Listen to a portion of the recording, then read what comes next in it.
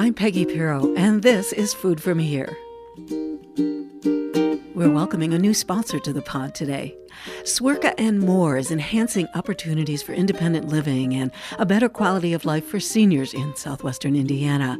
That mission now includes an intergenerational community garden partnership with Young and Established to help relieve food scarcity in our community. My guest this episode runs the popular Facebook page Fingers, Fork, Knife, and Spoon. Over the past several years, Brian Buxton has amassed over 20,000 followers who get regular updates on the local restaurant scene. What's opening, who's changing their menu, who's added a new location, who serves up a great steak or pizza or plate of tacos in the area. Brian also hosts a weekly Facebook Live event on the page where he recounts his meals and travels for the week and updates any restaurant happenings. He often does these in the company of his dog, Riley, who sat with us through our conversation. That conversation lasted considerably longer than most of those I've had with guests, and if you know Brian, that fact won't surprise you. I want to bring you the full conversation, but I'm also mindful of your time, so I'll be sharing it over 2 episodes. In part 1, we get into the origins of Fingers, Fork, Knife, and Spoon, and Brian's interest in food and how he became one of the most frequent diners around and a strong advocate for our local restaurant culture. Then in part 2, we'll meet his canine companion, Riley, and we'll talk about fine dining and chain restaurants and remember a few dearly departed food establishments from years gone by. It's a wide-ranging conversation, and I hope you'll find it enlightening. Here's part 1 of my conversation with Brian Buxton. Brian Buxton, welcome to Food From Here. Thank you. Let's start the conversation with the Facebook page. More than 20,000 followers? Yeah, we are. I think I looked last night, and we're getting really close to 21. We're like maybe 100 people away from 21,000. And oddly enough, I was looking at my, your Facebook memories or whatnot, and yesterday we had just passed 9,000 people a year ago. Can you tell me how it came to be? It's one of those weird. I'm kind of an odd person in that nothing that I've ever done was planned. I had all these other ideas for things that I wanted to do, and nothing that I've ever been involved in was purposeful. It just sort of happened. Because when I was younger, I wanted to be everybody wants to be I wanted to be a truck driver and a cowboy and then a farmer, because we've got a farm in Kentucky that I grew up on. So, I wanted to be a farmer, and then, ended up going to school for clinical psychology. And I took a lot of philosophy classes just because I enjoyed it. And then my, what do you call them? Your advisor? My advisor at one time said, you've taken so many classes in philosophy that you could take one or two more and get a minor. And I was like, okay, sure. So, so I did that. And just like everything that I've ever done just was not really planned. I had other plans to do other things. And it, the food page just kind of came about because really I was just posting about what I was doing, where I was going. I had a business where I traveled quite a bit. And when I would go, to other cities, sometimes I would ask people, and this was before, Yelp and Google and all this, I would ask people, where should I go to dinner? Yeah. And, one time I was in Ohio, I think, and the guy was like, well, yeah, there's a Bonefish, right down the street, and it's really good and blah, blah, blah. And I said, I'm like, there's a Bonefish 2 miles from my house. I'm not coming to Ohio to go to Bonefish. I'm sorry. I went somewhere else. And I ended up at this little bitty place called the Nightcap, Knight, and it was like themed like an old castle, which was really cool. It kind of reminded me of La Maisonette in Cincinnati. Do you remember the food? Yeah.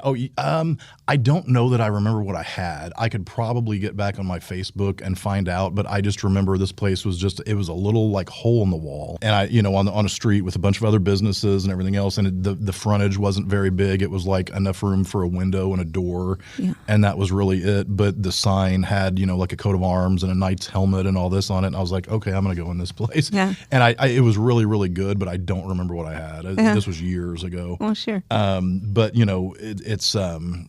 it's just one of those weird things where I would post, that I was in Nashville or I was in Detroit or, wherever. And, I went to this place and I had sushi or I had a steak or, whatever. And people would start to ask, where is this place? What's the menu like? What's the dish you had? And so I would start to get more, more specific on my explanation of where I was and what the ambiance was like and what the menu was like. I'd take pictures of the menu and discuss the food a little bit more, and it just sort of took off from there. Honestly, it was just one of those weird things where I enjoyed doing that, and I enjoyed because sometimes you have to research. I mean, even when I that's one of the things. If I go somewhere with Amy Bloom, from the Courier, who I know was on the show a while back, maybe last year, I guess. Yes. And she'll take me places, and we'll do like a dinner from, with Thai food or with Indonesian food. Indonesian food's a good example because Wenda from Osaka is actually Indonesian, and so she started doing these dinners where she cooks her own food that she had growing up. And I know nothing about Indonesian food, and I don't know anything about the ingredients. And so, when I'm planning to post something about it, I'm like, how do you spell this? How do Mm-hmm. And then you have to research some of this. So I enjoyed, researching the history, and then it gets into the history of marinara sauce. And it gets into the history of, sushi and things like that. So I really enjoy that. And when I would post about these places, I would, do that kind of research, which was fun. And then I realized, hey, when I post about places locally, it helps them get some exposure. And it just, kind of went from there. I mean, we could talk probably for an hour about how the page actually came about, because I ended up I was an admin on Tri-State Restaurant Reviews. I really helped that page grow, kind of exponentially. There was a couple of other people that helped me admin that page. And then I ended up with a column in Evansville Living. And then I've done, a couple things for the newspaper and whatnot. So it was one of those things that, just snowballed. And if you ever had asked me, 10 years ago, hey, are you ever going to write about food? Hey, are you ever going to do, reviews or historical posts about restaurants or whatnot? I would say no. It just sort of happened. Yeah. Well, it sounds like it was a kind of an organic outgrowth of your personal Facebook page. Right. And the other part of it too is that I've always been self-employed. I mean, I've always told people I've really never had what somebody else would call a real job, where you have to go and interview and you have to fill out an application or give them your resume or whatever. So I've never really actually done that. I've always been self-employed, and so I know what it's like, and I know how difficult it is, and so if I can help these other places grow and get exposure and get customers and whatnot, I'm all about that. I love doing that. So that's kind of another part of how the page grew and why I've started more recently paying more attention to it, sort of not as a business necessarily, but not just as a hobby. Because, like I said, we're at 21,000 people. We were at 9 a year ago. And a year before that, I think we were maybe at like 5 or 6. And so I've really started looking at Facebook and the algorithms and just the information they give you, the insights and all that. And I've really started to pay attention to growing it to be able to reach a wider, audience of people. Do you feel you have a responsibility to your readers and or to the community, the restaurateurs in the community? That's an interesting question. You're making me think. It's... I would say yes, honestly, because, kind of one of my and one of your questions, that you would kind of send over the things we might want to talk about is, do I consider myself a food critic? And I think this sort of plays into that, where, I do think I have a responsibility. There's so many people that get online and, and I hear this from people themselves and from restaurant owners, and whatnot, where, they're like, man, this person was in our restaurant and they never said a word about not liking anything. They didn't send any food back. And then they get online and they just absolutely trashed us. And so, I think that everybody really, not just me, I mean, I do have a wider voice, I guess, than most, but I think everybody has a responsibility to be honest and reasonable and, maybe a little empathetic to other people's, situations, because I mean, I think that everybody, I think the world would be a better place if everyone had to work food service for at least, a month or two, in their lives, where you had to serve other people, you had to put up with the things that people, do and say and the way they act and whatnot. But I feel like I have the responsibility to be honest, which includes negatives sometimes, but you need to present them in a way that that doesn't hurt the restaurant, because everybody has a bad day. Everybody has, doesn't feel good, or they've got something else on their mind, or, whatever, and they don't perform 100%. But the restaurant industry is really the only one where people just literally, they judge you every other minute. Every time you seat a new table, you have to start from zero. You may be the best server in the whole city, and you may have the most experience and everything else. And if you don't fill up this person's water glass within the 3-minute time frame that they think it should be, then they just trash you.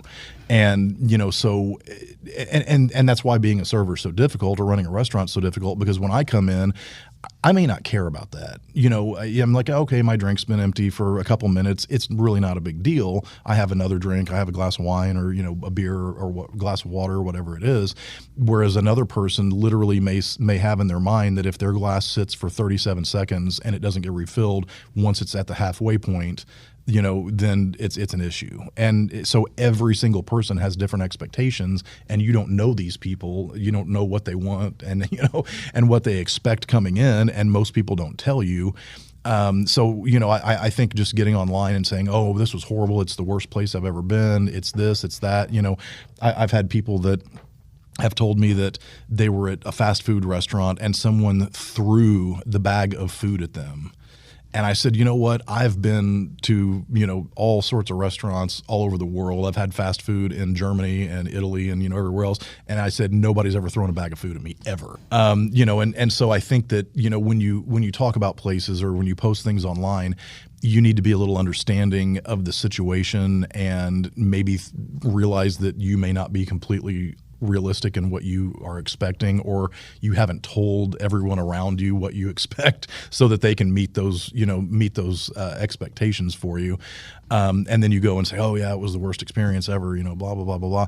But, I don't want to hurt a restaurant. And, when you would ask, do you think I'm a food critic? No, I don't. Because, I read a piece by Pete Wells, who's the New York Times food critic, and he literally goes to 2 and 3 Michelin star restaurants and just trashes them. Some of the things that he's done, and I'm like, this is probably one of the top 20 restaurants in the entire world, and it has been for decades. And it's like it's just not realistic that he went in and it was just that bad. That you don't get a 2 or 3 Michelin star rating by serving terrible, French onion soup, or having a horrible steak, or whatever it is. But the problem is, you have to kind of walk a fine line, because you do have a responsibility to be honest, but do you take that to the point of being sensational? I think is the real question. And saying that it's the worst restaurant you've ever been to in your life is very sensational, in my opinion, because I don't believe that somebody in Evansville had the worst experience of their entire life ever in Evansville. Yeah. And so it's just one of those weird things where you don't want to hurt a place, but you want to be honest about it. And you do have a responsibility to tell people how things are. But when I do that, and I had a thing with, they're closed now, so we can talk about them, I guess. But Amy took me there, and she's like, yeah, we've got to try this, we've got to try that. So I end up getting some beef tacos. And it was, the beef, and I know what they did. They boiled it. They boiled it and left it in the water, and it was like mushy. Oh, dear. And no flavor. I mean, just the literal texture of wet cat food. And, and she and I we talked about it at the table and everything else, and I did a review, and I called it The Good, the Bad, and the Ugly. And so, the place was great. The ambiance was great. The decor was great. A lot of the other things that we tried were very good, but this beef was just horrible. But I explained why. I said, this is what happened to it. They cooked the flavor out of it. They cooked the firmness out of it, basically. And it was kind of like an oatmeal-y, brown, beef sort of deal that got into my tacos, and so I didn't trash them. And the one thing that I always say is, if I have a bad experience somewhere, I always tell people to go try it for themselves, because, as I said, everybody has a different expectation. Everyone has different experiences. What I think about a place may not be what you think about a place, or your best friend, or your family member, your brother or sister or whatever.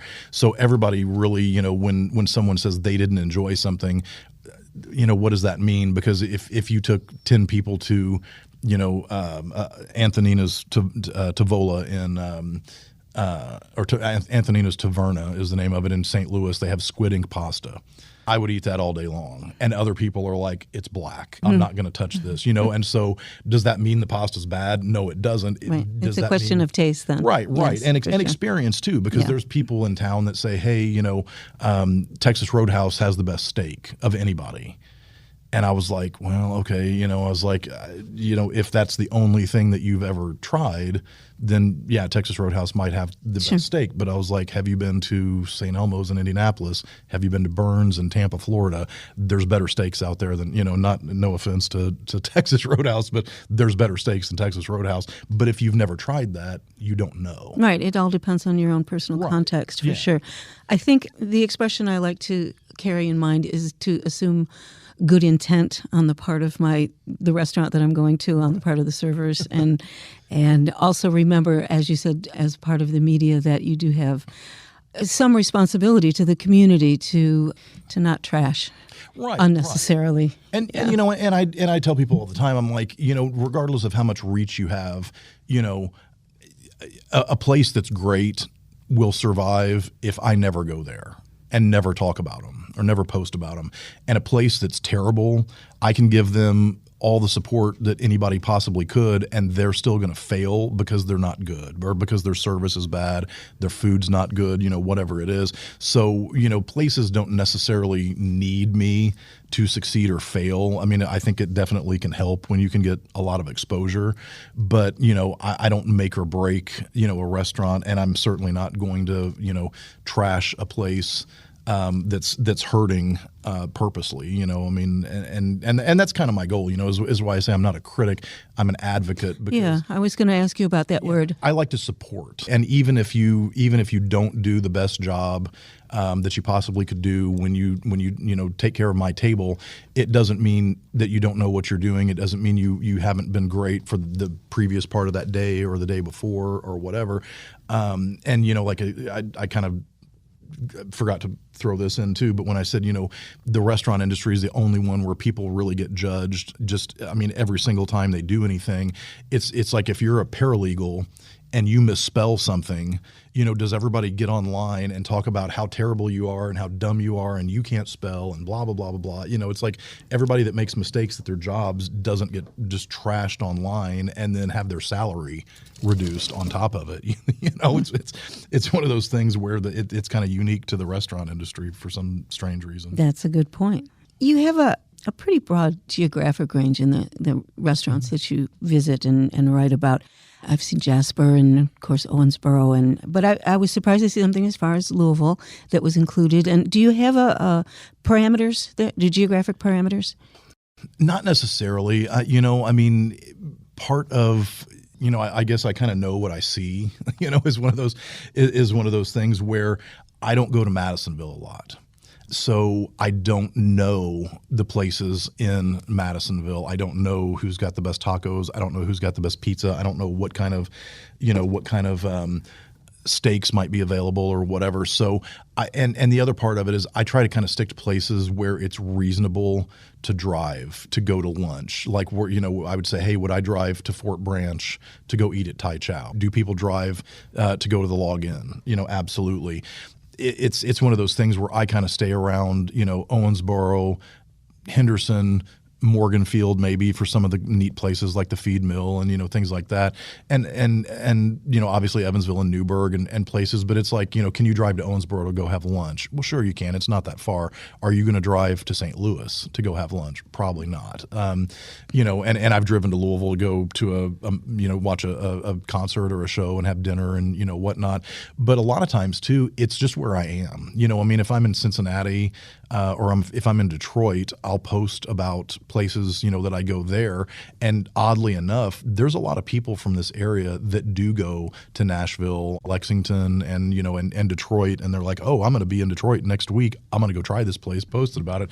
So a lot of times I'll just post about places that where I am for business or, whatever, that really kind of stand out. And I'm like, yeah, somebody might want to know about this place if they come here. I don't keep up necessarily with Detroit every day on the page, but if I'm there, I'm going to post about a really good steak that I had or a great place to get sushi or, whatever it might be. And I've gotten a lot of really good responses, from it too, because there are a lot of people that do go to Nashville and Louisville, specifically around here, or Indianapolis or whatever, for the weekend sometimes, So it's kind of a mix of everything, really.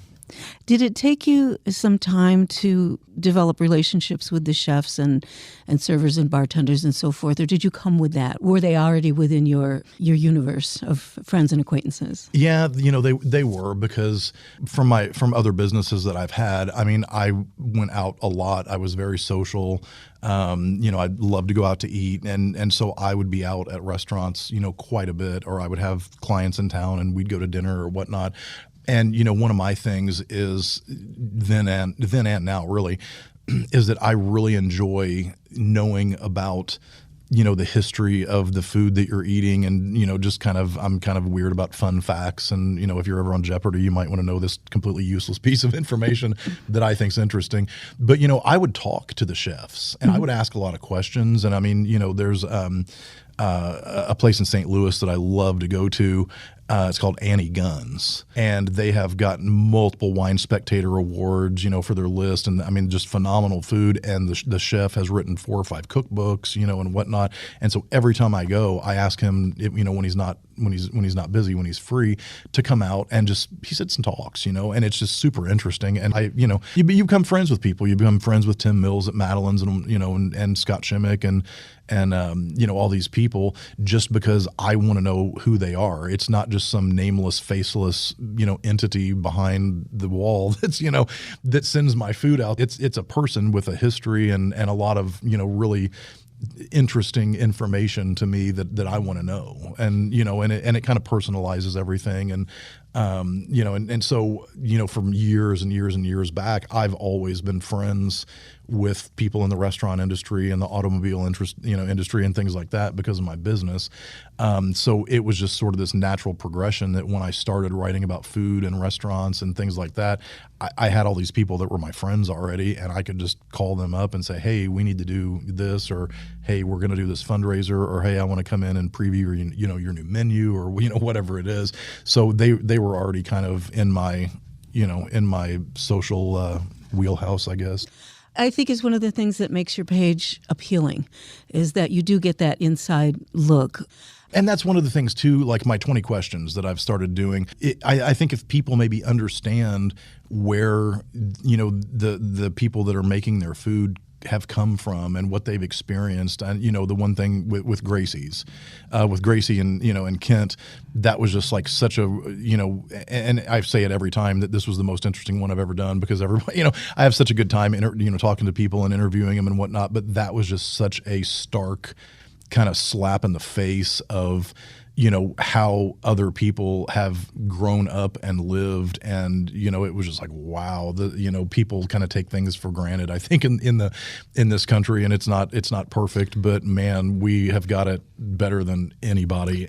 Can you tell us who Gracie and Kent are for those who haven't seen the interview? Oh, well, they are, they own Gracie's, Chinese on the north side, like out by the 4-H center.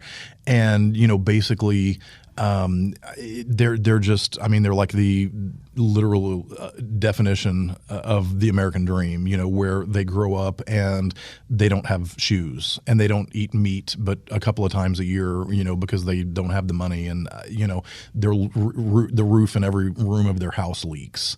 And, they come here, and Gracie didn't speak English. She didn't know the alphabet, when she came to America, and they literally just built in their own generation a very, very successful restaurant. They, have other business interests and, whatnot. They have a really pretty house, a nice, large, beautiful home.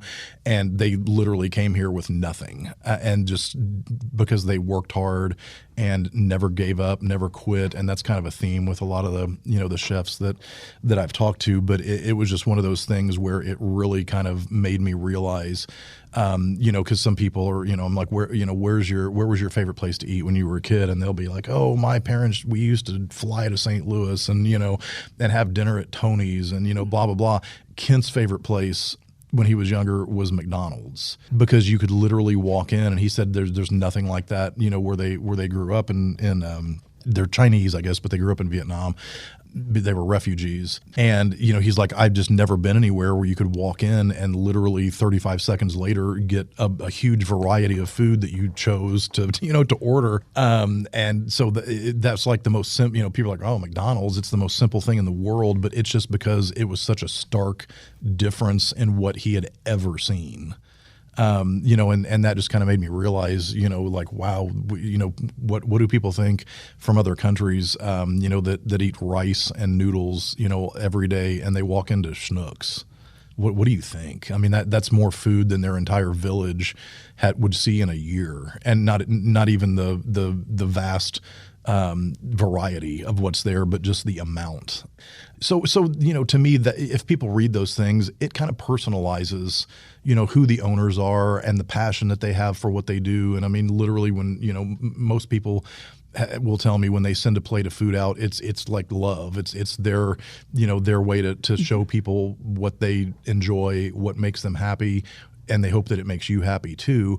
And I think maybe if people understand a little bit more, about who cooks their food and the process and the intent and the experiences behind it, maybe they'd be nicer too. Because I think that's one thing, especially with the internet, is God, people are just so mean and so ridiculous sometimes. And it's like these are human beings that have feelings and whatever. It's like, what are you doing to it's just I can't believe that some of the stuff gets posted online that gets it gets on. Yes. So but I think what you're talking about is affording people an opportunity to be in relationship with the people who are serving you and preparing for you, and I think that's much more meaningful than to have just the transactional relationship of going out and spending money on. Right. And it humanizes everyone that's in the restaurant, because I think some people think like, oh, this is my server that is my servant, and I should have every whim attended to and whatnot. And I was like, nah. And that thing where the customer is always right is absolutely not correct. That's the worst thing that ever gets passed around, I think, because their customer's not usually right, because most people don't understand the process of the restaurant. And and kind of going back to what you had just said, that there's a relationship with the people. Well, it's the same thing. They have a relationship with the food. Yes. Because of, and it's like I was talking to Jeannie Kellums at Cleo's, and, the reason that she loves baking is her mother. And the reason that a lot of these other people enjoy doing what they do, barbecuing or, whatever it is their dad or their grandfather. And when they cook this food for you, it takes them back to when they grew up, when they were 5 years old, and all these great memories they had with their families and, experiences that they had on vacations and things like that. And it's literally like a part of themselves every time they send a dish out. And it's like it's sort of a historical, representation of them, and how they grew up and what they learned and what their parents meant to them and what their parents taught them. And so that may, to some people, I guess that may sound a little sappy or, whatever. But no, but I think it's true. Yeah, food is a through line, and it's a through line from the very earliest stages of your life. Yeah, and I'm the weird person where I love fine dining. I mean, I love to go to a nice restaurant. I love to have caviar, things like that. But some of my favorite meals have been, from like the Marigold when Dave Bush had it, because he cooked the way my grandmother cooked. And that's what I grew up with. We didn't go on vacation when I was younger. We didn't eat at restaurants. My great grandfather liked popcorn shrimp at Red Lobster, so we would go to the Red Lobster, and that was kind of our thing out. Or we would go to, I remember like Washington Square Mall when it first opened was a huge deal, and we would go there and go to Morrison's Cafeteria and all these other places. And there's nothing fancy about it, but it just that food just still resonates with me today because that's what she made. Hard deviled eggs and country steak and just, all this stuff that we would get out of the gardens and fresh fruit, fresh tomatoes. I still love that to this day because it reminds me of my grandmother, and it's what I grew up with. My great-grandfather, his parents immigrated from Italy, and I had sent you, the thing where he put allspice in his spaghetti. You don't really ever see that except maybe Cincinnati, I guess. But that's what he did, and I love Italian food. I love pasta, probably because of him. But it's just one of those things where food is such an important part of people's lives and what they do. Funerals. After a funeral, you go out to eat. When somebody graduates from college or high school, you go to dinner. You have gatherings at Christmas and Thanksgiving and Easter and birthdays and whatever it is. It all involves food. First dates, business meetings, anything you can think of. There's a tie-in to food and dining in restaurants. Yeah, you're like doing the promo for this show, Brian. Well, I mean, it's just, that's just one of those things where that's the kind of stuff that goes through my head, and it's not like, oh yeah, this was a really good hamburger. I have all this other, random weirdness that goes through my head. I think we all have that. I think maybe you are able to articulate that more than other people, but it certainly it seems to be something that we all have at least some kind of connection to. Sure. Or some kind and of everybody's got a little understanding bit of a passion for something, Yeah. no matter what it is. And it usually relates to being a child, your family. That's part one of our conversation.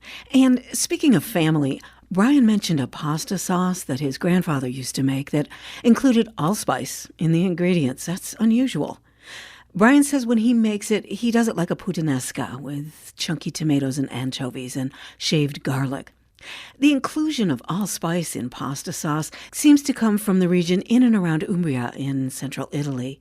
I've included a link to a recipe in the show notes. It might not be identical to the sauce made by Brian's grandfather, but it's of the same era. I think I'm going to try it this weekend. If you decide to try it, let us know how it turns out. And that's our show for today. This episode of Food From Here was brought to you by Swerka and More, enhancing opportunities for independent living and a better quality of life for seniors in southwestern Indiana. A mission that now includes an intergenerational community garden partnership with Young and Established, a project designed to help relieve food scarcity in our community. Join me in 2 weeks for part 2 of my conversation with Brian Buxton, where we'll meet Riley the traveling terrier, who seems to go pretty much everywhere with Brian. We'll talk about the state of fine dining here in Evansville and elsewhere, some new food establishments Brian is paying particular attention to, and some dearly departed favorites that we've said goodbye to over the years. I hope you'll join us. Food From Here is produced at Tri-State Media in Evansville, Indiana, home of WNIN-FM and WNIN-PBS. I'm Peggy Pirro. Thanks to Swerka and More for their sponsorship, and thanks to you for listening and supporting public media.